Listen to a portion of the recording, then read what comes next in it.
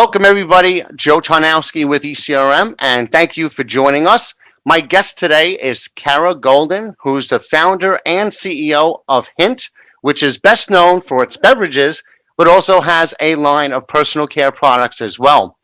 Kara is also the host of the Kara Goldin Show podcast, and most recently, the author of Undaunted, which is an amazing book. I highly recommend it for brand owners, for entrepreneurs. There's something in it for everybody. And in the book, she talks about the challenges and the obstacles she faced throughout her career, how she overcame those challenges, and the lessons that she learned along the way. So, Kara, thank you so much for joining us. Thanks for having me.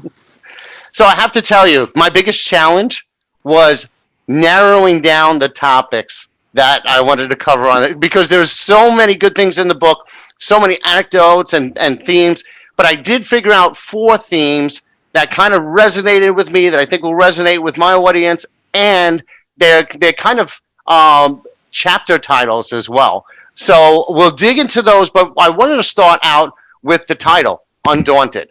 What does it mean to you to be undaunted, and why is that your overarching message to the reader?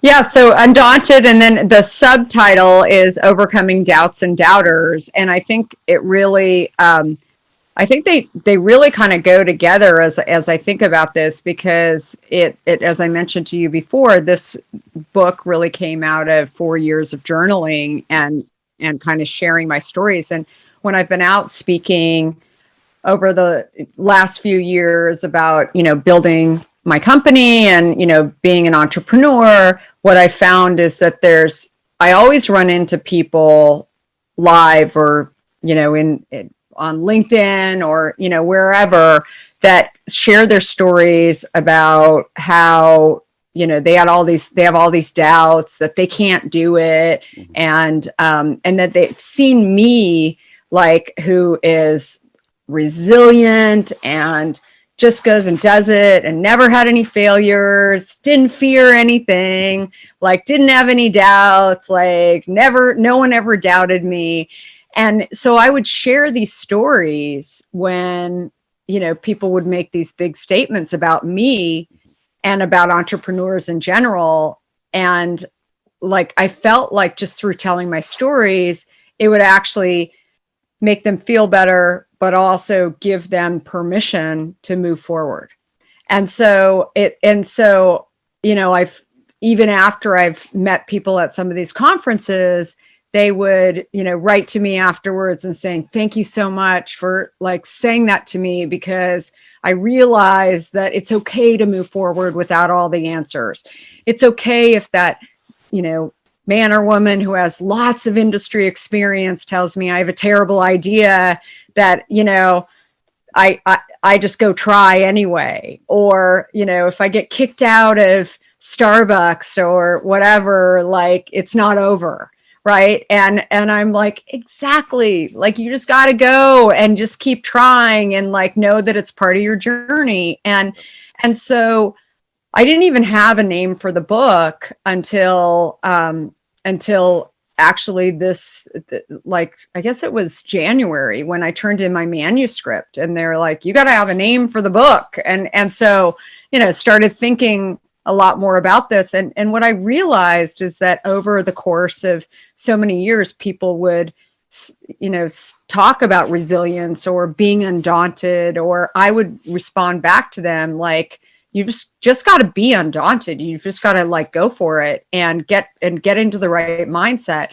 And so that for me was kind of the reason for it, but also it's just a strong word. I think it's the same with Hint, my company, my day job, as I talk about it. I mean, people have always said, God, it's such a great name. It's 4 letters. It's just strong and powerful. And that's how I thought about Undaunted too, that it's super strong and powerful. And I think people just get it, that they're just okay, this is going to be her journey. But then in addition, maybe I'm a little bit of that too. If I, start to get over my fears and know that, really I'm no different than she is. And really that that is the purpose of the book. I mean, that I didn't plan on being an author and, writing this book, but what I thought about when I finally decided to try and publish was that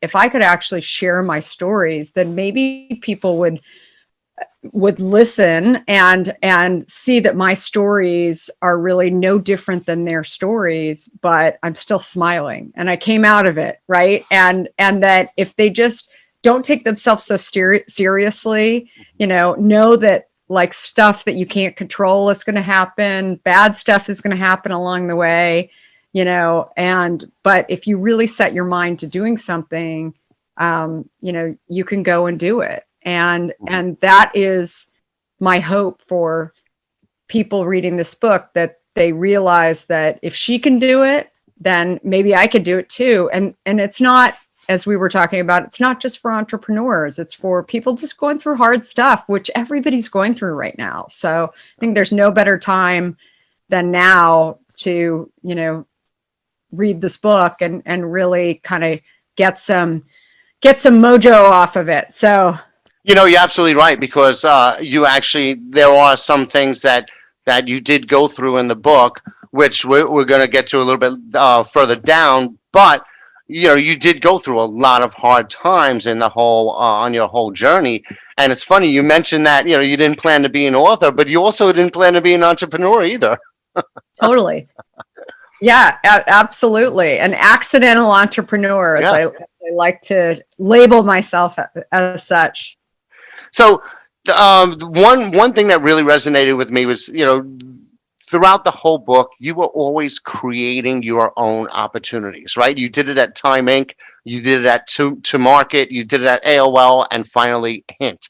Can you talk about some of the ways in which you've done that? Maybe some, details of some of those experiences and how it's benefited you and how you think that would benefit other people?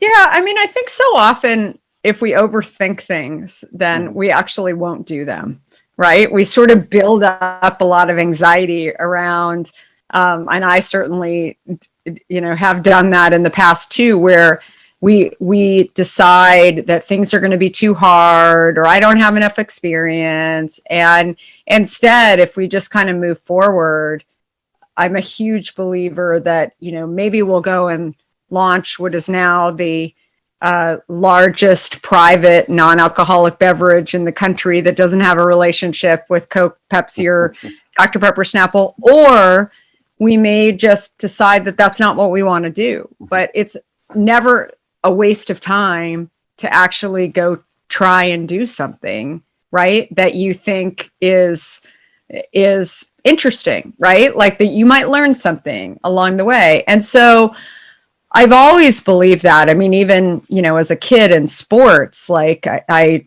did competitive gymnastics and, did lots of different sports. It was like the one thing that my dad always said to us, like, you should always be playing a sport. Like, and I was like, okay, I liked sports, but so when I wasn't doing gymnastics, I was trying softball and I was trying all these different things. And there were some sports that I was like pretty good at, and there were other things that I wasn't that great at, but it doesn't mean that I wasn't like learning along the way. And I always, showed up and had a good time and just like laughed at myself a little bit and, and also appreciated people that were better, right, than me too. But I didn't put them into a position of being like godlike, I put them into a position of they're just super normal, but they're really good. And so I felt like it was kind of the same when I actually went out to look for a job. I wanted to work for Fortune magazine, and they were based in New York and the editorial side of it. And so I literally I wrote a letter to the then managing editor of Fortune magazine. And then I bought a plane ticket and I got on the plane and went to New York. I had never been to New York. I mean, for me, like a girl from Arizona, I came out to New York and, just looking around. I had never been on a subway before. And New York was a little different then than it is now. It wasn't as safe as it is No, now? I mean, what year time 19, frame? it was 1989. That was like during the crack epidemic, right in Yeah. the middle of the crack epidemic. No, I So, remember the only person to save money. I stayed with a friend of my sister. My sister's 2 years older than me, and she was living in the East Village on St. Mark's between B and C.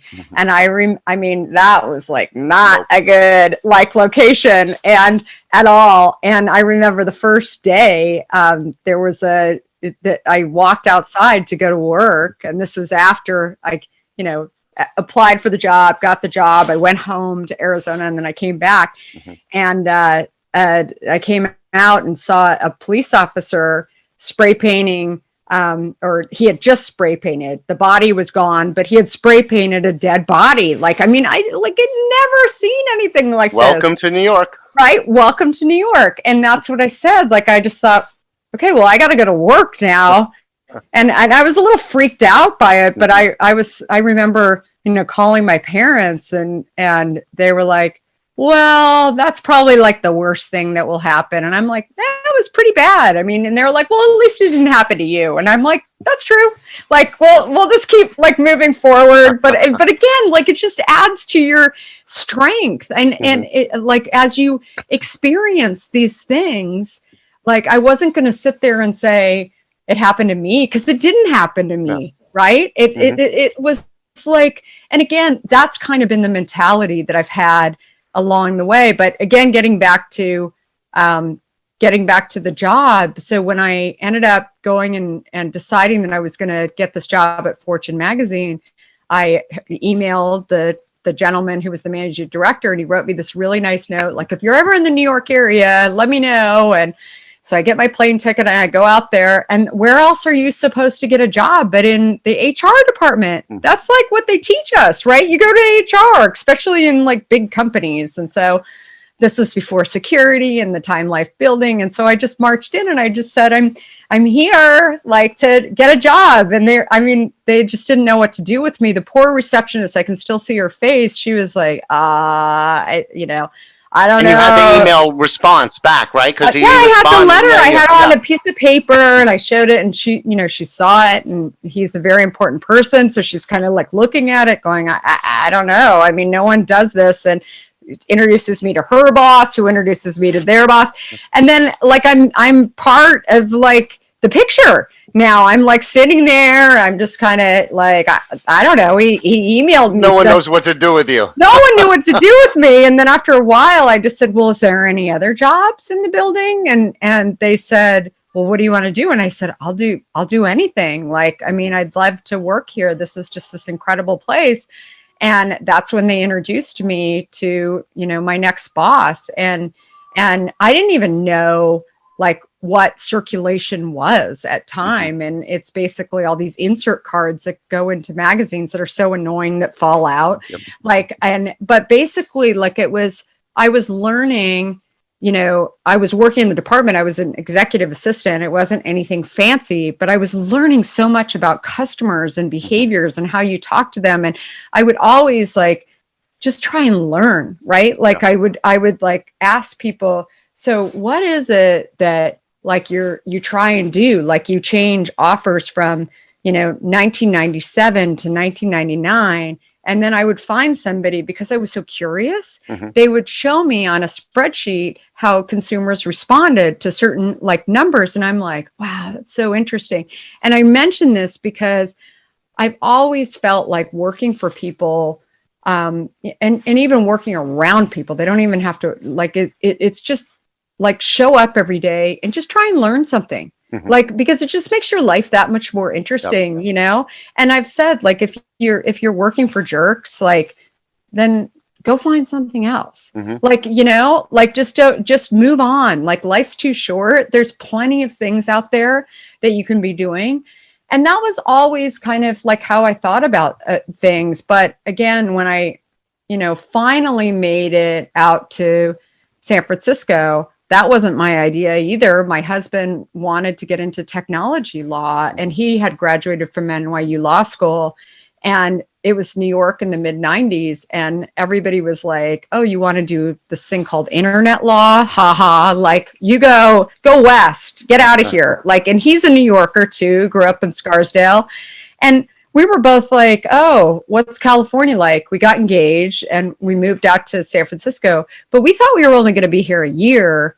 And, and we kind of felt like fish out of water in San Francisco. And that's when, I had always really been like curious and was reading about all these entrepreneurs in Silicon Valley. And that's when I stumbled upon this article about this guy, Steve Jobs. And I was obsessed. Like, I was just like, he totally gets it. Like, I had been on one of his like original iMacs, and, that was the original stuff. And I was like, he just makes it pretty and easy. Yeah. And it's just like, and I just like got it. And so I thought anything that he does could be really interesting. And, and that's like, I picked up the phone and I called like the spin out of this idea that was inside of Apple. That I never worked for Steve and I never worked at Apple. I worked for this little startup. And little did I know, though, that, that would ultimately lead to, a major break that where I ran e-commerce for AOL. And I was, like picking up the phone and calling all these catalogers. And again, like, they asked me, can you do this job? Like, I'm like, sure. Did I know that I could do the job? No, I like, not at all. I just said, as Guy Kawasaki, as you and I were talking about him earlier, he was like, you just kind of like did the fake it till you make it a little bit. And I was like, maybe a little bit, but I just, I just felt like if I just go try, I'm smart. I can ultimately go do these things. But I also feel like when I ultimately decided to go and start my own company, like there was nobody to go to sort of like ask them, am I doing the right thing? Yeah. Right? Like, and there was nobody like to confirm that it was actually right. And so that to me was like a whole new world, right? Before I had been inside this company where everybody there was always somebody that knew like more than me.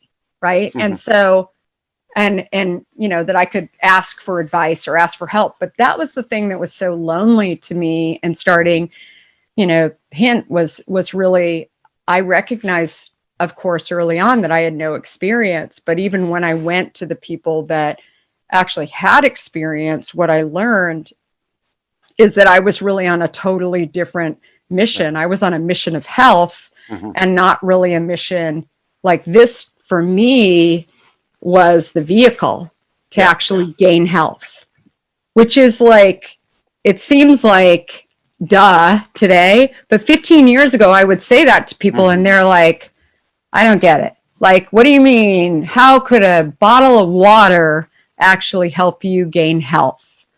And I'm like, because people don't drink water because it's boring, right? And that's why Diet Coke and like vitamin water and some of these kind of like healthy perception versus healthy reality drinks are big businesses. And so that was like such a big concept. Yeah. But it wasn't like, let me figure out a way to go compete with those guys. It was like, let me go solve a problem because I had solved it for myself around a different way of looking at it, a different realm that you were in. Right. But, the more I've looked, the more I've kind of like looked into industries though too. And even, talking about Steve Jobs and, why he ultimately did, the iMac and developed, it was really to solve a problem around making it much more consumer friendly and pretty and like engaging in some way. And so, again, that like, there's a lot of similarities to the Hint story with so many other, entrepreneurs and founders that I've met along the way. Everybody from Neil at Warby Parker to, Sarah Blakely at Spanx or, Hamdi at Chobani. Like people had this like problem that they were trying to solve, and it might not have been my problem, but it was their problem that they saw. Mm-hmm. And then they solved for that problem by creating great stuff that ultimately, ended up becoming, a big company. But along the way, like, I think the most interesting part is like there is the journeys, Mm-hmm.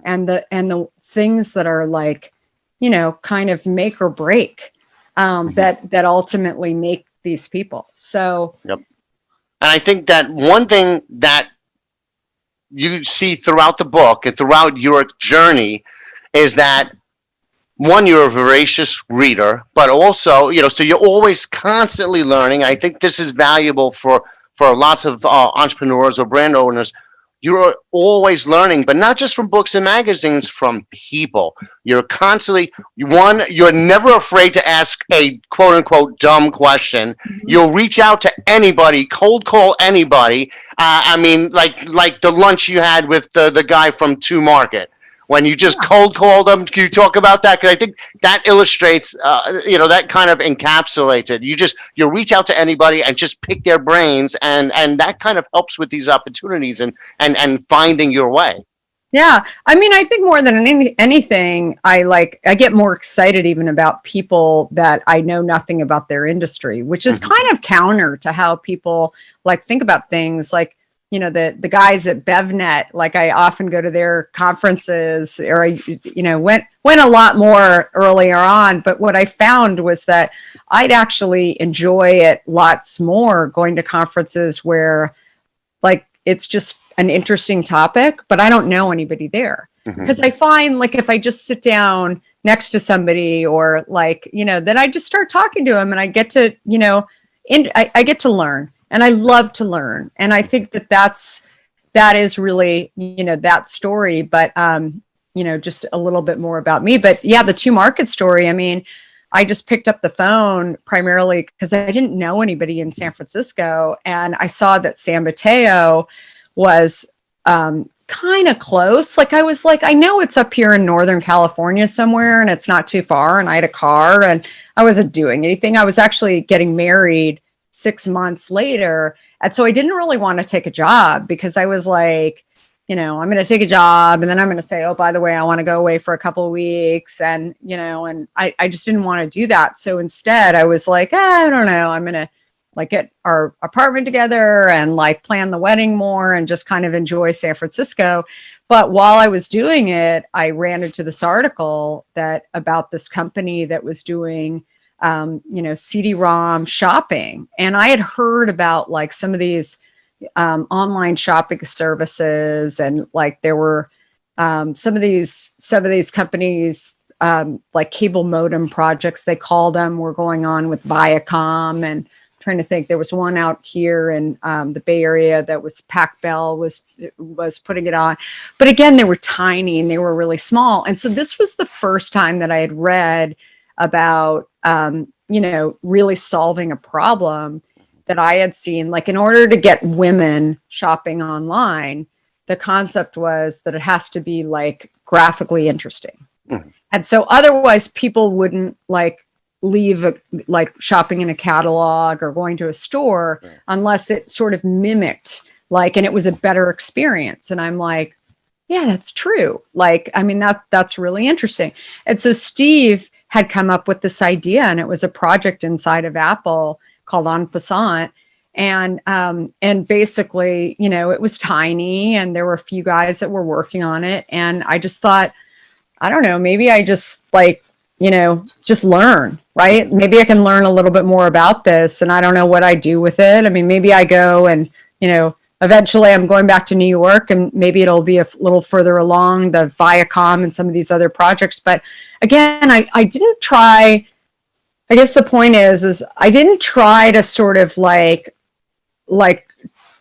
tie the ribbon and, into like nice, neat bow before I got there. I wasn't really sure why I was there at this lunch with this guy. But what I realized is that I could actually add something to the conversation, and just sort of sharing, what I was doing there. I was buying him his cup of coffee, or lunch or whatever, and both. And that was, I think like that's the way that I've handled life, you know, even to this day. Half the time I'm not, I think so often people believe like they have to know where they're going before they just start going, which I think is not necessarily like, oftentimes if you don't know where you're going, then you actually won't go.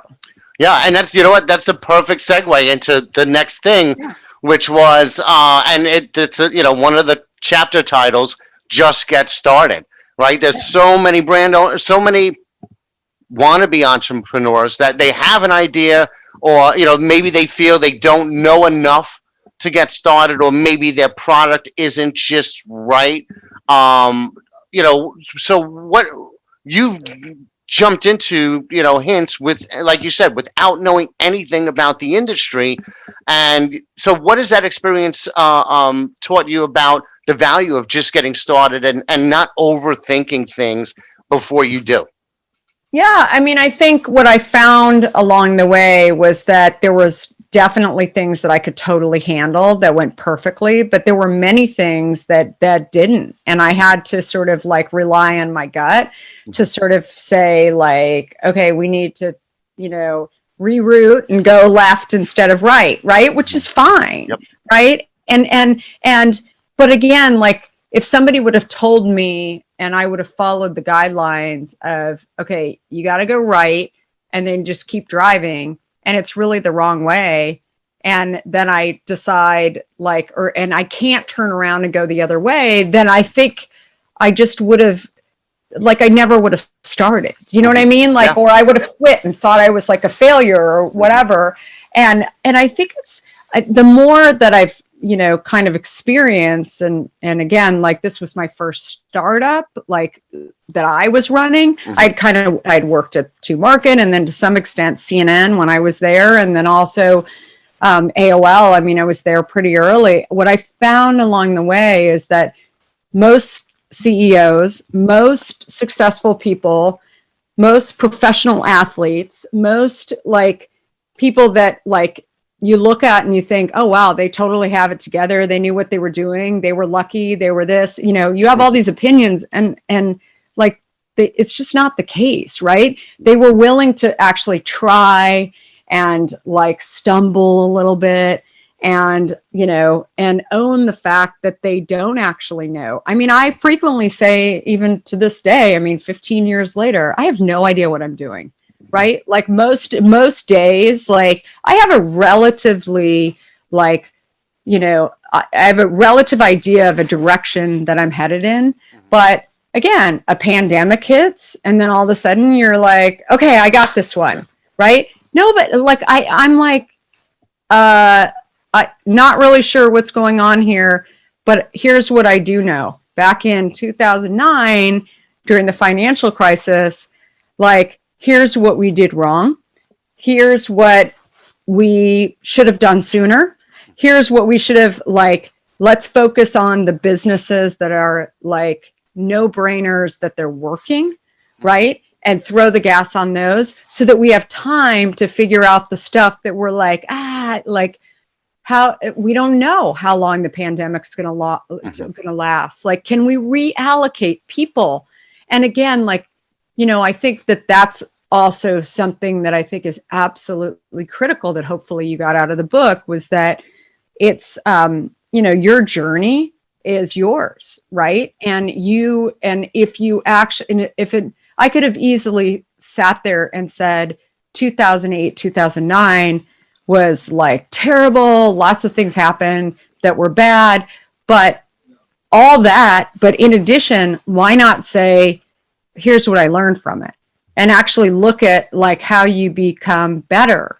I learned a lot of things during the last 8 months. I did a lot of things amazing, but I also learned some things along the way and I'm sure you did with, pivoting some of the stuff that you guys are doing too, that you're yeah, it would have been better if, asking those kind of questions, I think are just so important. And so again, I think that's owning owning kind of what's happened, whether it's good or bad or Mhm. kind of indifferent, I think is like a really important piece of it. And, you know, to some extent, it's funny because people will say like, you're so authentic, like you just like say it as it is. And I'm like, I don't know really how to be any other way. Yeah. But I think what is funny is if you actually do own like who you are every single day, and, you know, and then I find like you kind of attract people like you that actually do want to learn, and they may be some big name, right? Mhm. Or,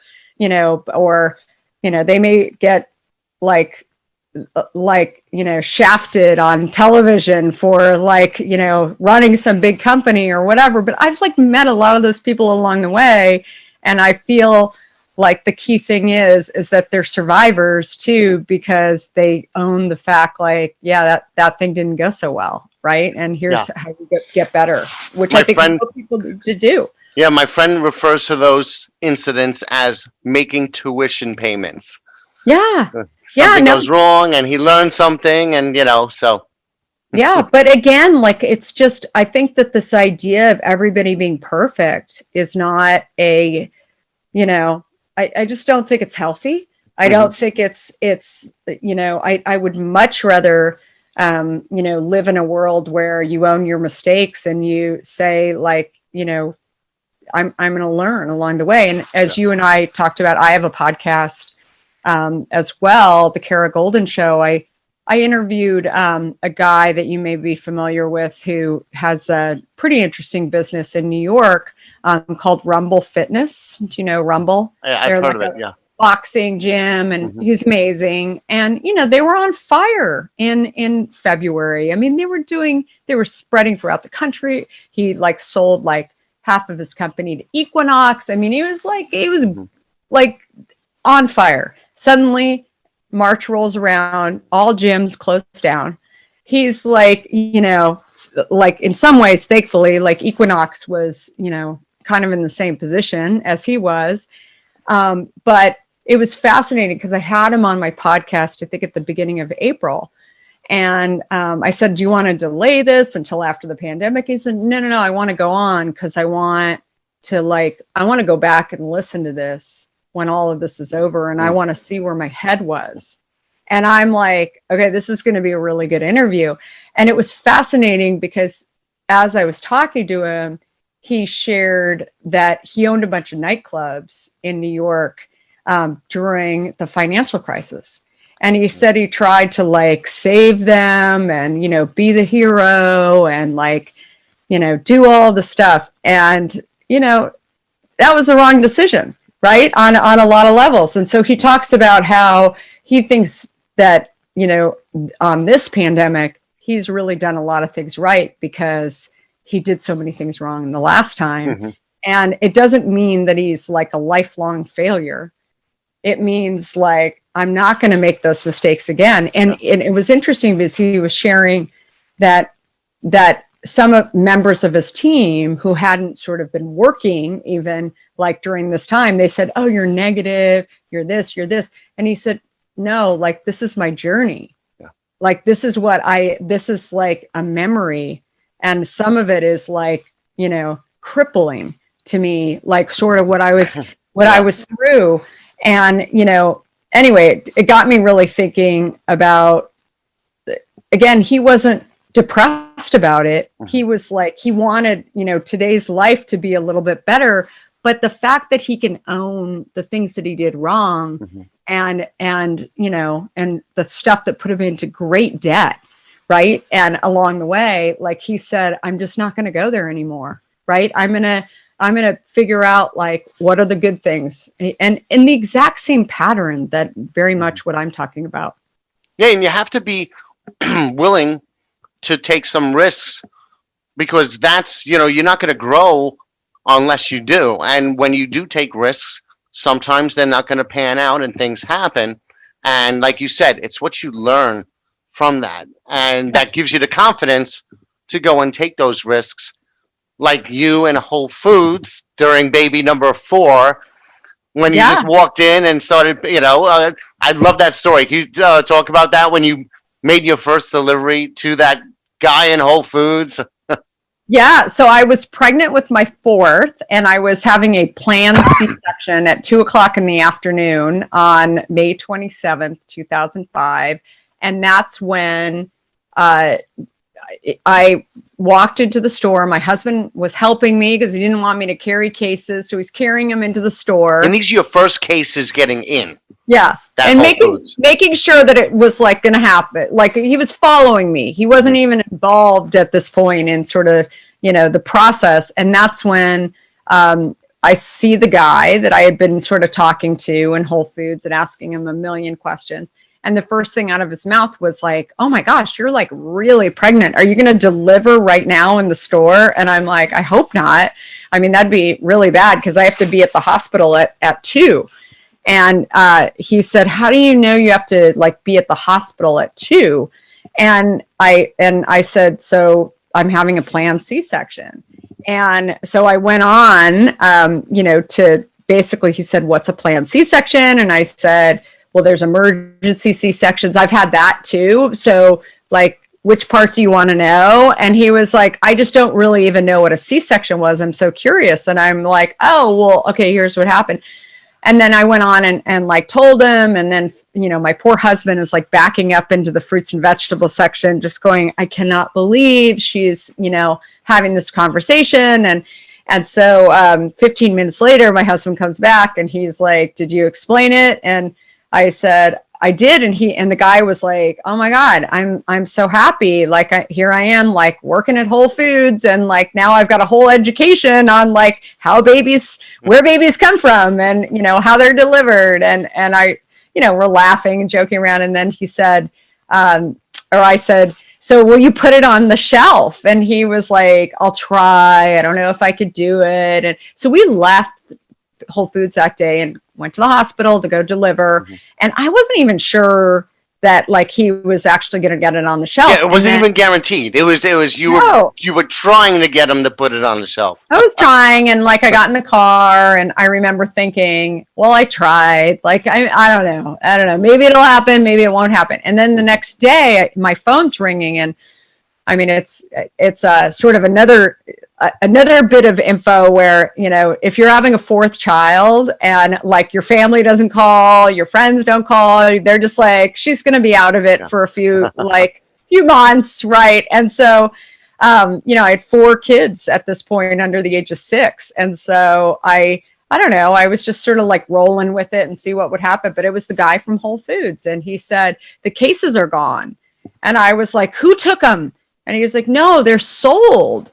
And I was like, "Wait, what? We dropped 10 cases off to you." And he was like, "I know, they're gone." And I was like, "Oh my God, that's so crazy." Like, I mean, I just wanted him to get on the shelf. I hadn't really thought about like actually selling product. Of course I wanted to sell the product, but my goal was get it on the shelf at Whole Foods. And I did that. I wasn't sure that I had done that, but it actually ended up, and then all of a sudden I sold them. So he said, "I can't hold your space in Whole Foods for very long. Like you got to like get some more product." And so checked out of the hospital that day. And then my husband was like, "You can't like go to the hospital. You just had a C-section, you've got to like rest." And so I'll take the cases to Whole Foods. And that's when he came home and he said, "By the way, like, this guy was asking me for a card, and I mean, it's just you doing, these deliveries and stuff." And so I just went to FedEx Kinko's and got some business cards. And he was like, "Is it okay if I'm like, I put on the card that I'm Chief Operating Officer of Hint Water." And I'm like, awesome. Like I could have cared less. Like I was just like, whatever, like here. And he's, a trained intellectual property lawyer. Like he had never been in the beverage industry either. And so, it was just us like sort of like kind of laughing a little bit, like, this is so crazy. Like we got it into Whole Foods. Okay, let's go and see if we can get it into some other stores. But again, like there was no roadmap. Mm-hmm. Like we basically were looking at, okay, where else should we go? What else should we do? And that's when, even the story where how we ultimately got to New York. I mean, it was my husband's from Scarsdale, and he was like, I wonder if people in California, like, he didn't trust Californians. I think he's slightly better now, but he's a New Yorker, right, at heart. And so he was like, I don't know, like, maybe Californians think differently about drinks than, they do in New York. So maybe you should actually get the product into New York. Like, we had no idea what we were talking about. Like, we were just like, oh, it'd be great to be in New York City. Like, it's like awesome. And then, I went out there, and his parents are still living there. And we just like basically hung out at stores, tried to figure out like who's stocking shelves, who looks official. And so we started like following these people around. And of course we'd heard about vitamin water and, knew that they were a big deal out there. And then like, we just thought, okay, who's distributing vitamin water? And that's when we ended up getting a great distributor that still distributes our product, Big Geyser. Mm-hmm. And they, I mean, people said afterwards, I can't believe you went into New York City. Like, I mean, that is just like crazy that you ultimately just decided to launch there. And I'm like, well, I mean, I think that the key thing is that we wanted to figure out if it worked on the East Coast as well as the West Coast, mm-hmm. whether or not that was like logical or not, like that's how we thought about it. Yeah. And it would we felt like if we launched it on the East Coast and it worked as well as it did on the West Coast, then that would give us the confidence to know that we actually had something that could spread to the middle of the country. Mm-hmm. And it was like, cool because it's all those incidents. You had a lot of incidents like that along the way. Yeah. In figuring it out. And that, that kind of leads to the next point of building the airplane while you're flying it. I mean, because that's essentially what you were doing during that time. You're learning, you're tinkering, Theo working with the espresso machine, trying to figure out how to do get rid of the cloudiness, the mold. Can you talk a little bit about, I think it's important, and we're going through this like we talked about before with ECRM, pivoting to virtual when we're kind of iterating as we go along. And, I think that's important for any business, especially if you're just going to get started. You have to refine it along the way, and you have done that throughout the whole time with, in launching and growing Hint. So can you talk a little bit about the importance of that? Yeah, I mean, I think that the thing that, I kept looking for like people who were, industry experts and all the answers. And when I couldn't find the answers, then I would think, okay, well, maybe this way. But I didn't really know whether or not it would work or not. But I'm like, I'll go try and see what would happen. And what I figured out is that you can never succeed unless you ultimately go try, right? And so staying frozen is actually like probably not the right answer, right? Yeah. And instead, like if you go and have these little wins along the way, then you'll also realize that, maybe it didn't, in the case of virtual, you've probably figured out that there's a certain amount of time, right? Where like those work better than others. Like maybe, you don't try and cram everything into, one day. Maybe you have 3 different days, like whatever it is, right? Like you're trying to like figure it out along the way. And I think that's the thing like that I often, share with entrepreneurs too, that if you actually want all the I's dotted and T's crossed and the entrepreneurism probably isn't for you. That doesn't mean that you can't go work for an entrepreneur. Mm-hmm. I'm just saying to actually go start your own company. Like every entrepreneur that I know, there's no roadmap. Like there's no like, this is the way every day is going to go. And I think for me in my life too, that it actually, I wouldn't have been able to articulate this. I can look in the rear view mirror and say this now, but I've had 4 kids under the age of 6, and I wanted to I was really struggling because I wanted to be home with them more. I was traveling to the East Coast a lot with my job at AOL and all over the country the United Airlines pilots all knew my name. Like I was just like, and I thought, I don't know, like it's really great. I'm a VP. I've got 200 people working for me, and like what's wrong with me? Like I don't really like love what I'm doing. And I think, and again, I didn't hate it, but I wasn't like, oh my God, like I gotta get up. Like I would look forward to having a day off. You know what I mean? Which I thought, I don't know. Like I don't know if I really want to live my life that way. Instead, I want to live my life, learning and trying and learning new industries. And so I think like that's what I see, for so many people too. If you see like something in your life like mine, where I wanted to be a mom, I wanted to like, try and figure out like, is there an idea that you have that you can start to incubate? Like, can you, and I think like now is no better time to even be thinking about this too, as for example, how many people are dealing with homeschooling their kids, right? And they've had to, I was on a CNBC piece a few weeks ago, and the person who was interviewing me shared that like 30%, or it's the number of women who are leaving the workforce today is 30% higher than it's ever been since women started working, right? And it's because maybe they make less money, and then if there's like a trade-off between, whatever, a family's situation, they're at home. But I think like, how many of these people sit here and think like, gosh, I wish I had a certain sponge, or I wish I had, this, or, or whatever it is. Like, just start to figure out, like, go on Google and figure out, how do I write a business plan for this?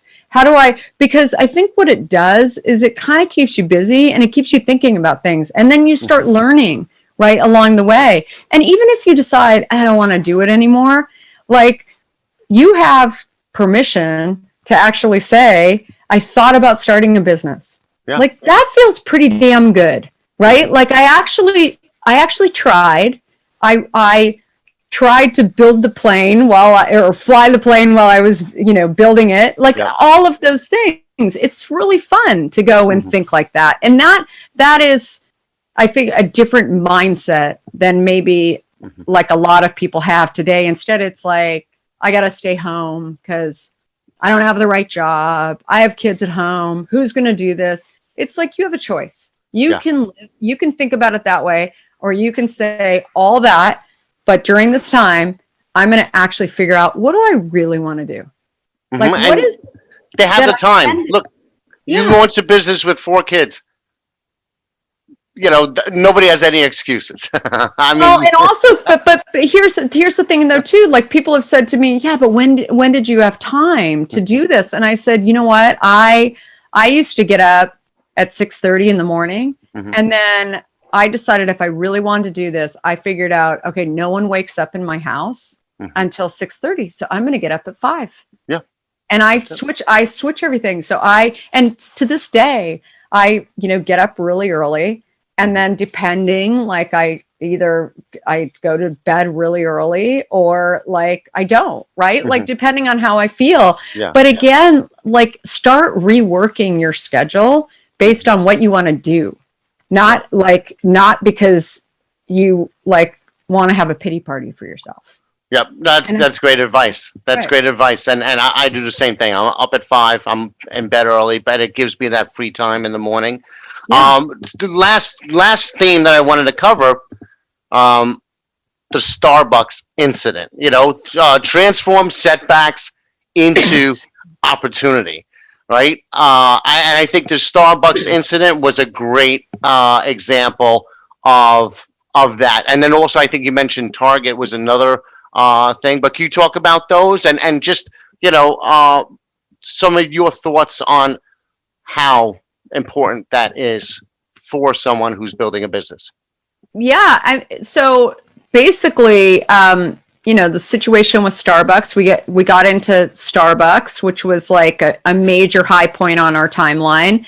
And then we learned after a year and a half of working with them that we were doing like triple the business that they had said was like good. Like on a daily basis, we were in 11,000 locations. There's a Starbucks on every corner. We were everywhere, just with one flavor, the blackberry. Sometimes there's two on a corner. Like in the East Village, you had like by Astor Place, Totally. you had a couple of Starbucks within a block. Yeah, and we were only in the US, but I mean, there was like the Starbucks relationship also got us into the military bases. There's a bunch of Starbucks. And so that was like another piece of this that, they did a lot of work for us that we wouldn't have been able to like do, right? We wouldn't have, we were too young of a brand to go and get into military bases and have like all those credentials and whatever. Starbucks totally like figured out how to do that for us. And we rode along with them. But then a year and a half into the relationship, we get the phone call that they're going to kick us out. And I was like, why? Because we're doing super well with you. So like, why? And they said, well, we're going to put food into the case and it's, higher price and, bigger margin and the whole thing. So it all was logical to me, but it wasn't in my favor.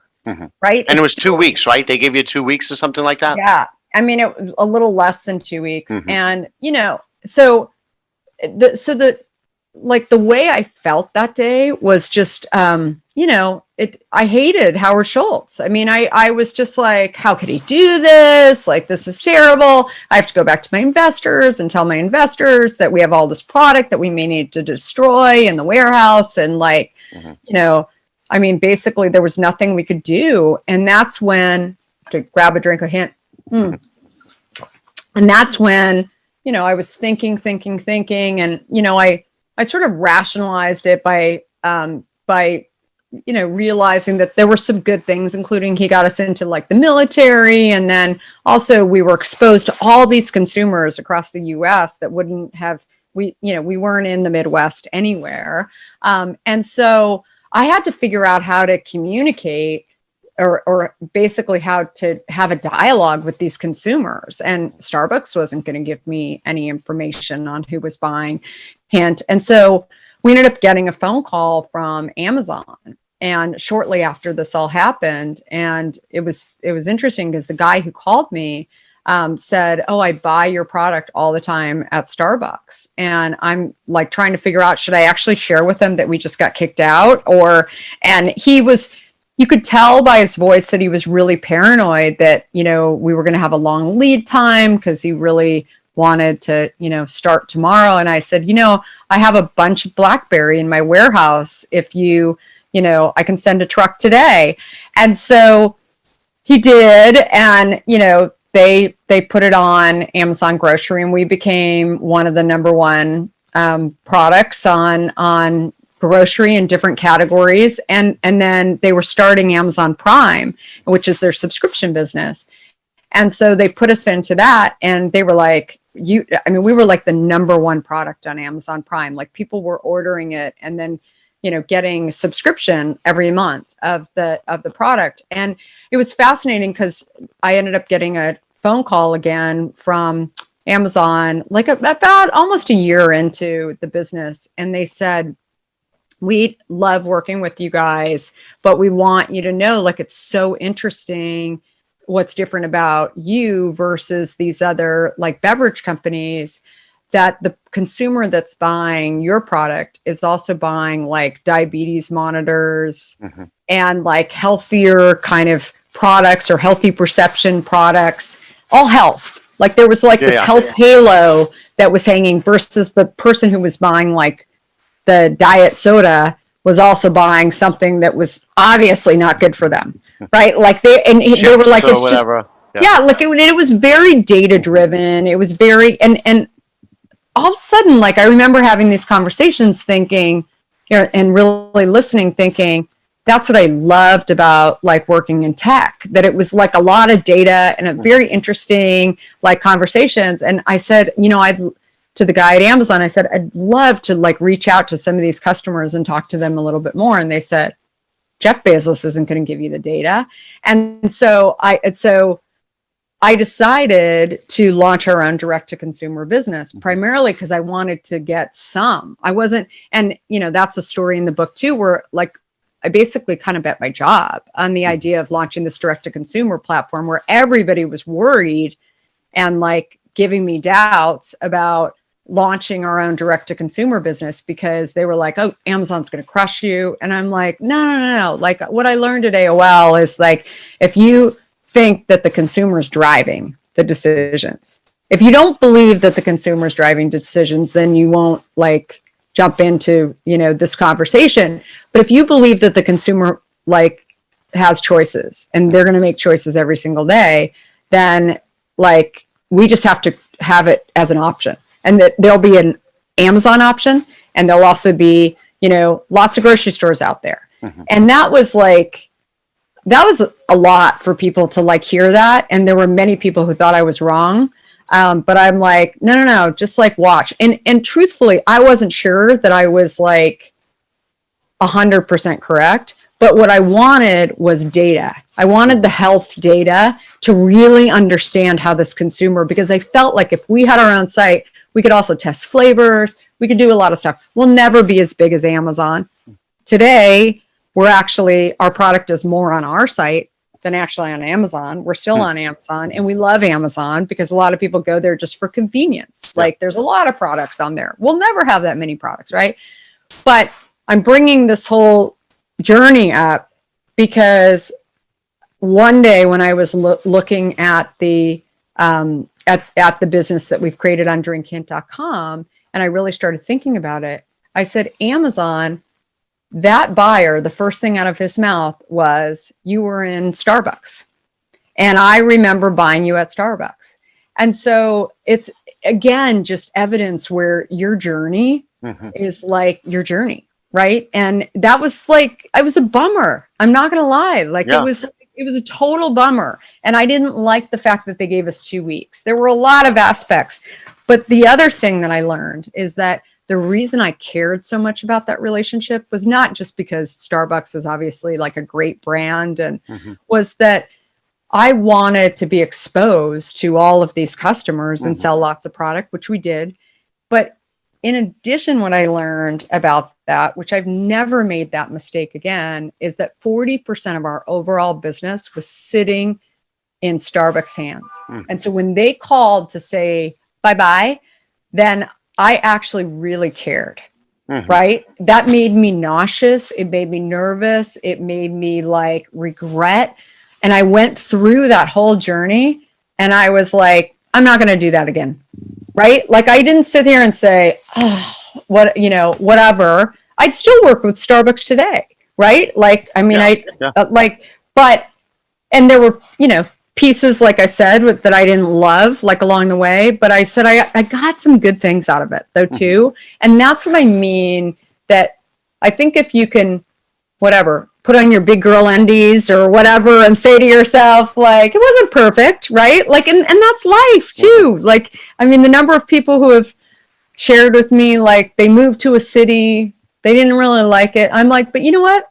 Like you did it and you learned. Yep. That's good, right? You dated somebody that you were like, I'm like, but then you learned, right? Like, and that's what I think about, like more people need to get on that train. Yeah. And you learn not to put your eggs in one basket. Too many brands are like, oh, I want to get, put all my business here. They get so much with, whether it's Walmart or Costco or Sam's Club, whatever. And then, like you said, if there's a reason, and Starbucks had a logical reason for delisting the product, can happen anytime. But if it's 80% of your business, you're dead. You're dead.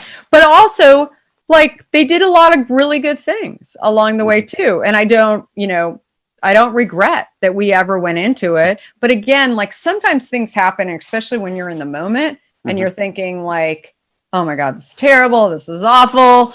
Like, it's also a story of keeping your cool too, right? Like I wanted to call Howard Schultz up on the phone and tell him off, right? Like, and I'm kind of glad I didn't, right?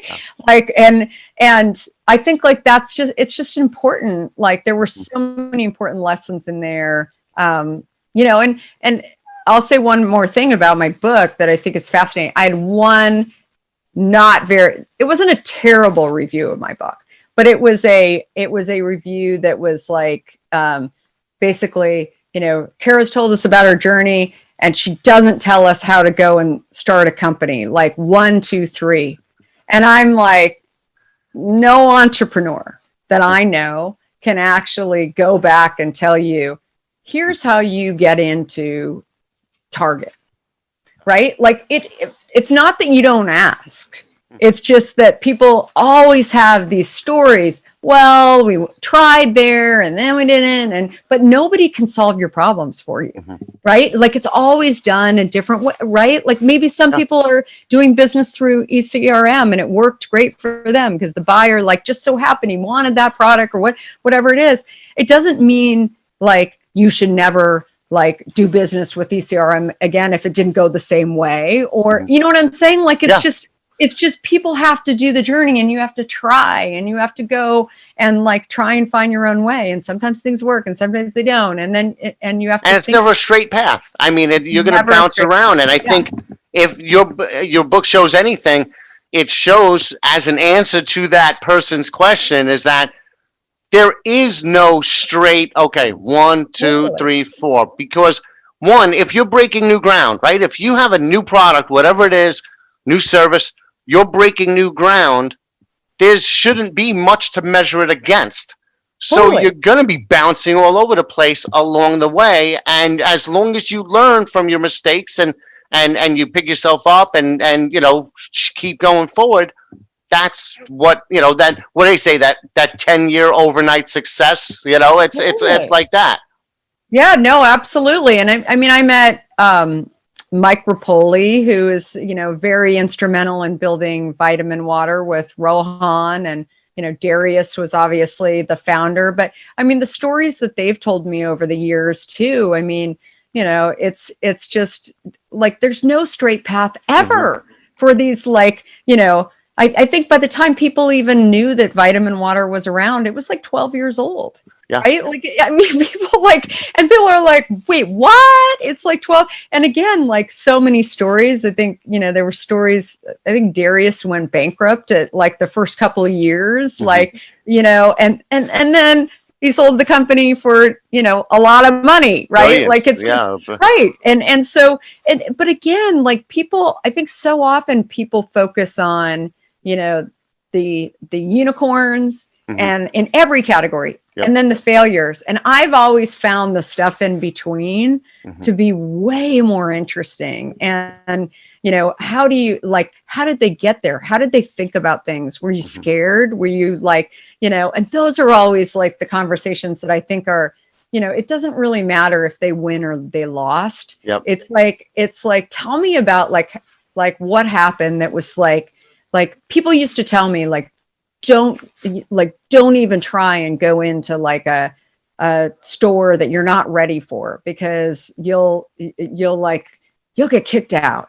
And I'm like, and then what will happen? And they're like, and then you'll never get back in there again.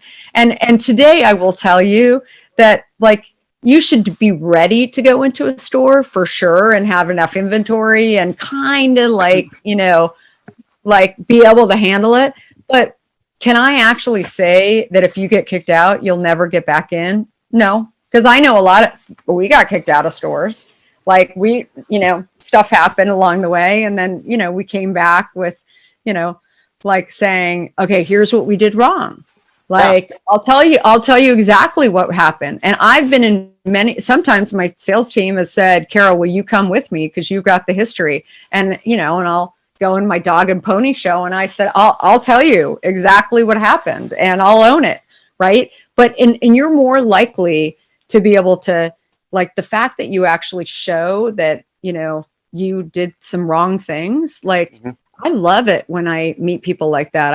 I'm more likely, I remember when I was first building this company and, I would meet people who had been like fired from their job and people would say to me like, oh, they've been fired from their job. And I'm like, oh, it's so much better if you've been fired from your job because you're not going to do it again, hopefully. Yep. Right. Yep. Like and I said, the key is like actually understanding if they know why. I mean, if they're a criminal, that's a whole other like story. But if they did something wrong, then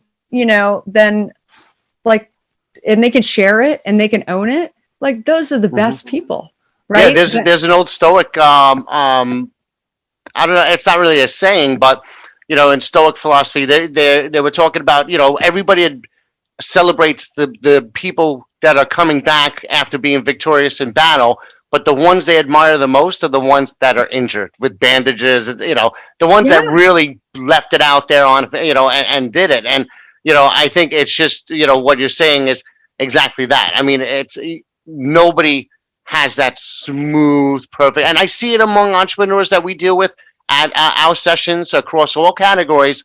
There's the overnight success is extremely rare, and it's usually that zigzag, failed, failed on this, fixed it up, learned from it, did it again, messed up, did it again, and then as long as you just keep going forward, and like you said, journey, it's a journey, and it's not a clean journey, it's a messy journey.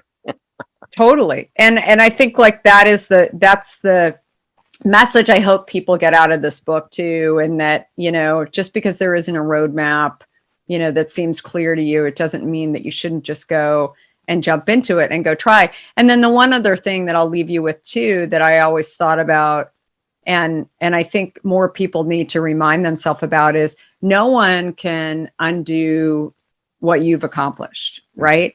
And so I always felt like when I was launching Hint, like it was a little scary. Like I didn't know exactly what I was doing along the way, but I kept like reminding myself that I had built something pretty big in tech. And I was like, and I would even joke about it when people would say to me, "Oh, did you ever work for, one of Coke or Pepsi or Vitamin Water?" Nope, didn't do that. Like I was like, Have you worked on it? Like, what was that like? How did you do? And I would get their stories, and after a while, they would get to know me a little bit. Mm-hmm. But then they would say, "Well, so what did you do before?" And I was like, "Oh, I was in tech." And then they would start to learn from me too, Mm-hmm. like along the way. And then they would realize, like, she's no dummy. She's done she's worked, for some pretty incredible people. She's built some like great things. Like she's okay with like not having all the answers. And I felt like that, like those were the conversations where actually those people would end up wanting to help me because they were like, "Oh, she's actually like asking kind of really interesting questions that not everybody who's in the industry actually asks." Mm-hmm. Like, how, like, why do we have to use preservatives when we're, creating a product? And like everyone would, the just cause answer, like that never like went over in my house growing up because I had two really, wild brothers, and my parents would say, "Just because." And I was like, "But why?" And they'd be like, "Just because." And I'm like, I just kept asking, and so the same theory, for businesses, I think it's like when people answer with like these stock answers, it's like, just move on, like try and figure it out. Like after a while, they're probably not going to give you the answer because they're not as curious as you are. Yeah. Right. And then go find somebody else who helps you think about this stuff. And sometimes people say, "I have no idea." Wow, that's really interesting. When you find out, call me back. And I would call these people back and I'd be like, "Remember I was in talking to you like 6 months ago?" And again, like that's just building relationships. Yeah. Right. It's just like people would be like, "Oh yeah, I remember that." Like And the fact that you did that, I'm sure they loved it. The fact that you thought about them, remembered, and actually called them back to give them that information. And then that's a whole other podcast, like how that network just would start expanding, because then they would like meet somebody and they'd be like, "Oh, you should talk to Kara because she's actually like, she thinks about this stuff." And then that would continue, and everything from fundraising to like people would start reaching out to me and sort of like say, "Oh, that's really interesting that you had that question. You were really curious," because people like curious people, right? Sometimes you're a pain in the ass, that you're just, and people don't want to deal with curiosity, right? But there's a lot of people out there that actually would prefer to, figure things out. And I think that's that, and they want to be around people who want to be like that too, and who are curious and want to explore and don't have all the answers. And I think there's more people like that today than ever before. And I think that's an important quality for anybody that's looking to grow something on their own. And And because you have to, and that need, you're curious, you want to learn, and you don't get satisfied with anything. You just keep going, improving. So Totally. great stuff. Thank you. Thank you so much. This has been awesome. Yeah, no, it's super, super great. So thanks for having me, and love that you're getting the book out there to people. And we have a custom link from your team. I love working with your marketing and social team. So I'm going to make sure we have the link out on the post, and definitely want to get the word out. I think it's especially beneficial at this time, with COVID and all that. So again, Undaunted. Check it out. And Kara, thank you so much, especially for all your time and all of the cool stuff that you're doing. Thank you so much. All right. Goodbye, everybody. Take care.